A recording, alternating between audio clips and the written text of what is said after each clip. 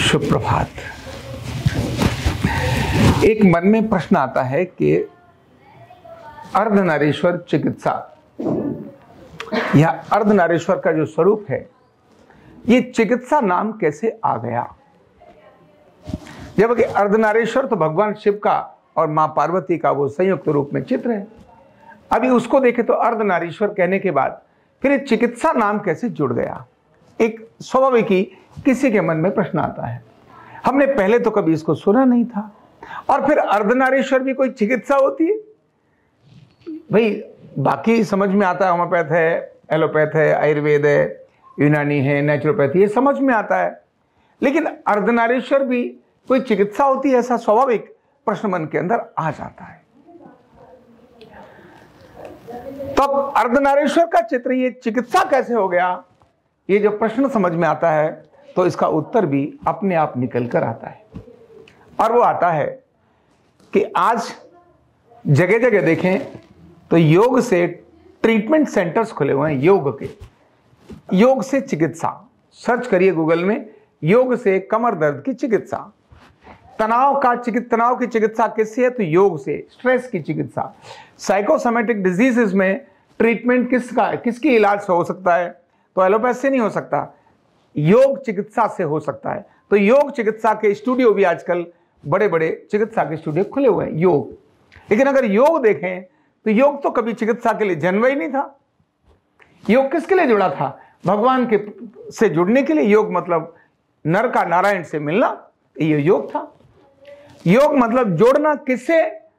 सृष्टि का, मतलब जो प्राणी है इसका परमात्मा से मिलन, यह योग है। इसीलिए तो योग है। योग जिस काम के लिए था, अष्टांग योग के, यानी योग के 8 अंग जो पतंजलि ने बनाए थे, यम, नियम, आसन, प्राणायाम, प्रत्याहार, ध्यान, धारणा और समाधि। तो 8 जो क्रम है ये कभी भी चिकित्सा के लिए नहीं है। यम, नियम, आसन, प्राणायाम, धारणा, ध्यान, ये बिल्कुल भी चिकित्सा का पार्ट नहीं है। ये ध्यान यानी अध्यात्म की उच्च अवस्था पर जाने के लिए है। लेकिन ज्यादातर सेंटर्स में इन सब को चिकित्सा की जगह लिया जा रहा है। ध्यान को चिकित्सा में लिया जा रहा है, प्राणायाम को चिकित्सा में लिया जा रहा है। प्राणायाम का तो काम था ही नहीं कभी ये, लेकिन प्राणायाम से भी चिकित्सा हो रही है। अच्छा भला वजन बढ़ा हुआ है, प्राणायाम करो, वजन कम हो जाएगा, प्राणायाम करना शुरू करो। शुगर आ गया, प्राणायाम करना शुरू करो। तनाव आ गया, प्राणायाम करना शुरू करो। यानी जो योग की प्रक्रिया पूरी थी, अष्टांग योग की प्रक्रिया थी, वो प्राणायाम में लगा दी। अष्टांग योग की प्रक्रिया थी, वो चिकित्सा में लगा दी। ऐसे ही मंत्र का काम क्या है? ओम नमः शिवाय। या दूसरा क्या है? ओम त्र्यंबकम यजामहे सुगंधिम पुष्टिवर्धनम उर्वारुकमय वंदनात् मृत्योर्मुक्षीयमामृतात्। या गायत्री मंत्र बोल रहे हैं, ओम भूर्भुवः स्वः तत्सवितुर्वरेण्यम भर्गो देवस्य धीमहि धियो यो नः प्रचोदयात्। ये मंत्र है। मंत्र किस लिए? ध्यान करने के लिए, अपने इष्ट को प्रसन्न करने के लिए और अपना आत्म उद्धार करने के लिए। लेकिन मंत्र चिकित्सा हो गई। मैं खुद उसी परिवार से हूं जहां मंत्र की चिकित्सा होती थी। चिकित्सा मतलब मंत्र से हो गई।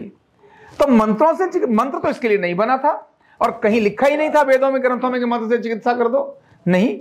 लेकिन मंत्र से भी चिकित्सा क्यों? और आजकल चिकित्सा के बड़े बड़े मंत्र चिकित्सा के बहुत बड़े सिस्टम्स खुल गए। ये चिकित्सा नहीं था। सूर्य चिकित्सा का कारण नहीं है। सूर्य, जल चिकित्सा के लिए नहीं है। ये तो हमारे जीवन के उत्कर्ष के लिए, बढ़ाने के लिए है। लेकिन हमने जल चिकित्सा बना दी, मिट्टी चिकित्सा बना दी, सूर्य की चिकित्सा को भी हमने कह दिया सूर्य चिकित्सा करिए। आजकल है ना, बड़े बड़े गोवा चलेगा, सूर्य चिकित्सा हो रही है वहां तगड़ी, मिट्टी लगाकर धूप में लिटा देते हैं। जल चिकित्सा जो पानी पीने के लिए था, हमारे निर्माण के लिए था, हमारे संवर्धन के लिए था, पंच तत्व जो हमारे बहुत महत्वपूर्ण है, ये सब पंच तत्व से प्राकृतिक चिकित्सा बन गई। चिकित्सा बन गई। क्या ये पंच तत्व चिकित्सा के लिए बनाए थे? क्या नहीं बनाए थे। ध्यान रखना, केवल इतना ही नहीं, ये जितनी चीजें हैं वो व्यक्ति के, मानव के मतलब संवर्धन और संरक्षण के लिए हैं और एक ऑर्डर में चलनी चाहिए। जब ये डिसऑर्डर में चलने लगती हैं तो डिसऑर्डर से ऑर्डर में लाने के लिए, जब इनकी कमियां होती हैं उनको ठीक करने के लिए ये जो प्रक्रिया अपनाई जाती है उसको हम चिकित्सा बोलते हैं। यही योग के अंदर होती है। आसन का काम कमर दर्द ठीक करने के लिए नहीं था, लेकिन आसन, भुजंगासन, शलवासन आज ज्यादातर केवल कमर दर्द वाले ही कर रहे होते हैं। शलवासन, भुजंगासन, पश्चिमोत्तानासन ये कभी भी इनके लिए नहीं था। सिंहासन भी जो ओ करके निकालते हैं ये थायराइड के लिए नहीं बना था, लेकिन थायराइड वाले ही करते हैं। ओम की ध्वनि ये स्ट्रेस और डिप्रेशन वालों के लिए नहीं बनाई थी, लेकिन सबसे ज्यादा वही करते हैं। तो डिसऑर्डर को ऑर्डर में लाने की जो प्रक्रिया हमारे देश की रही है, ये उसी में यह अर्धनारीश्वर चिकित्सा भी है। जिस प्रकार योग मानव कल्याण के लिए आया था, जिस प्रकार पंचतत्व हमारे संरक्षण और संवर्धन के लिए काम करते हैं, उसी प्रकार जब ये चिकित्सा बन गई, आवश्यकता होने पर बदलाव करने की आवश्यकता होती है, तब हमें उसको चिकित्सा का पाठ लेना पड़ता है। आयुर्वेद घर की रसोई, हमारी रसोई, वो चिकित्सा के लिए नहीं बनी थी, लेकिन रसोई में जितनी सारी चीजें हैं वो आयुर्वेद उसको यूज करके लोगों को ठीक कर देता है। मैंने एक कहानी सुनी थी किसी की कि एक इस्लाम का कोई मताबलम्बी था जो बहुत बड़ा वो था और उसका इलाज करना था। बीमार हो गया था, भयंकर बीमार हो गया था, लेकिन उसने क्या रखा था कि मैं किसी अन्य इस्लाम मत के अलावा दूसरे किसी व्यक्ति या कोई ऐसी चीज में खाऊंगा नहीं, ग्रहण नहीं करूंगा। और वो रोज केवल कुछ नहीं तो अपनी कुरान की आयतों को पढ़ता था। क्या करें, उसका इलाज कैसे हो? इलाज तो करना बहुत जरूरी है। तो वैद्यों ने दवाई दी, उसने पी नहीं, मना कर दी, नहीं पीऊंगा। तब एक भारत के वैद्य ने तरीका निकाला, वो दवा औषधि को बहुत पतला पीसकर वो जो कुरान की, जो जिस कुरान को वो पढ़ता था, उस कुरान के पेज पर जहां से वो पलटता था ऐसे करके लगा दिया। और हम जानते हैं कि इस भारत के अंदर किसी भी ग्रंथ को थूक लगाकर नहीं पलटते, किसी पुस्तक को नहीं पलटते। इस्लाम में थूक लगाकर पुस्तक को ऐसे पलटते हैं, ऐसे पलटेंगे, फिर गीला करने के लिए ऐसे पलटेंगे। भारत में ऐसा नहीं करते, पानी या उन चीजों का शुद्धता रखते हैं। उस व्यक्ति को, जो वैद्य था, उसको पता चला ओ ये ऐसा करता है, और फटाफट उसने औषधि को उस पन्नों पर थोड़ा ऐसे लगाया और उसने ऐसे पलटा और चाखा। वैसे मतलब चाखा नहीं, वो तो अपना काम था, प्रक्रिया कर रहा था, लेकिन उस प्रक्रिया में बंदा ठीक हो गया। 3 दिन 5 दिन उसको दवाई उसने खाई, व्यक्ति को जो रोग आ रहा था, क्योंकि वैद्य समझ गया था इसको क्या है, लेकिन वो दे नहीं सकता, देने का तरीका ही कुछ नहीं है, और उसने ठाना हुआ है कि मैं नहीं कुछ ले सकता, कुछ हो ही नहीं सकता।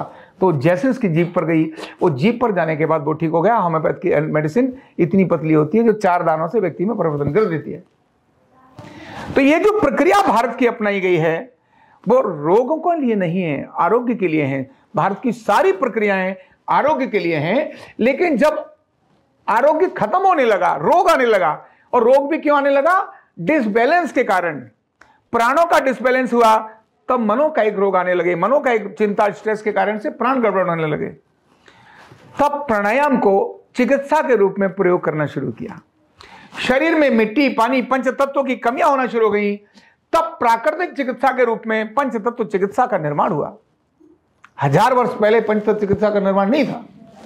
आज इसी प्रकार शरीर के एसिड और एल्कलाइन जब इंबैलेंस हो रहे हैं, ठंडा और गर्म इंबैलेंस हो रहा है, तो उसको ध्यान में रखते हुए जो अर्धनारीश्वर का स्वरूप है, जो डीएनए की दोनों चीजें हैं, जो क्रोमोजोम हैं शरीर के अंदर, हर व्यक्ति के अंदर स्त्री और पुरुष के क्रोमोजोम पेयर्स में होते हैं, वो जो क्रोमोजोमल प्रॉब्लम्स हैं उनका अगर शॉर्ट आउट करना है तो यह अर्धनारीश्वर चिकित्सा ही कर सकती है। इसीलिए अर्धनारीश्वर स्वरूप किसी चिकित्सा का प्रमाण नहीं है, लेकिन उसके डिसबैलेंस होने पर उसको बैलेंस करने के लिए यह चिकित्सा का नाम जरूर लिया गया है। इसी को हम अर्धनारीश्वर चिकित्सा के रूप में जानते हैं। तो जो प्रश्न था कि क्या प्राकृतिक चिकित्सा, क्या योग चिकित्सा के लिए बना था? क्या सूर्य चिकित्सा के लिए बना है? क्या संगीत चिकित्सा के लिए बना है? क्या मंत्र चिकित्सा के लिए बना है? नहीं, लेकिन इन सब का प्रयोग चिकित्सा में होता है। इसी प्रकार जो अर्धनारीश्वर का जो स्वरूप है, यह चिकित्सा के लिए नहीं बना था, पर इम्बैलेंस को बैलेंस करने के लिए अर्धनारीश्वर चिकित्सा ये अपने आप में एक स्वरूप लेती है। इसीलिए भारत की अर्धनारीश्वर चिकित्सा, जैसे मंत्र चिकित्सा है, जैसे प्राकृतिक चिकित्सा है, जैसे आयुर्वेद चिकित्सा है, जैसे संगीत चिकित्सा है। संगीत चिकित्सा बेशक अधूरी होगी क्योंकि ढांचे को मैनेज नहीं करती, आयुर्वेद चिकित्सा क्यों पूर्ण है? क्योंकि वो ढांचे पर भी काम करती है और केमिकल्स पर भी काम करती है। ध्यान रखना, अन्य सारी चिकित्साएं, होम्योपैथ चिकित्सा ढांचे पर काम नहीं करती है। होम्योपैथ चिकित्सा केवल रसायन पर काम करती है और रसायन के माध्यम से जितना ढांचा ठीक हो सकता है वो कर सकती है। एलोपैथ चिकित्सा ढांचे पर काम करती है, तोड़ मोड़ करके जोड़ करके सीधा करना, ये काम करती है, लेकिन उसके जो रसायन हैं वो बहुत ही हानिकारक हैं और दुष्प्रभाव देने वाले हैं। आयुर्वेद पूर्ण इसीलिए है क्योंकि ढांचे पर भी काम करती है और रसायन पर भी काम करती है। यह अर्धनारीश्वर चिकित्सा इसीलिए पूर्ण है क्योंकि ढांचे पर भी काम करती है और रसायन पर भी काम करती है। इसीलिए यह चिकित्सा मानव कल्याण के लिए बहुत अद्भुत चिकित्सा है, आयुर्वेद से भी आगे की चिकित्सा है। क्यों? इसमें संतुलित करने के लिए किसी प्रकार की औषधि की आवश्यकता नहीं होती, किसी प्रकार के मशीन की आवश्यकता नहीं होती, उपकरण और औषधि रहित है, साधन रहित है। इसीलिए यह चिकित्सा दुनिया की अद्भुत अद्भुत और अद्भुत ऐसी भारत की पारंपरिक चिकित्सा के रूप में हमारे सामने प्रस्तुत हुई है। बहुत बहुत धन्यवाद। न्यूरोथेरेपी का कंप्लीट कोर्स सीखने के लिए जुड़िए हमारे ऑनलाइन ट्रेनिंग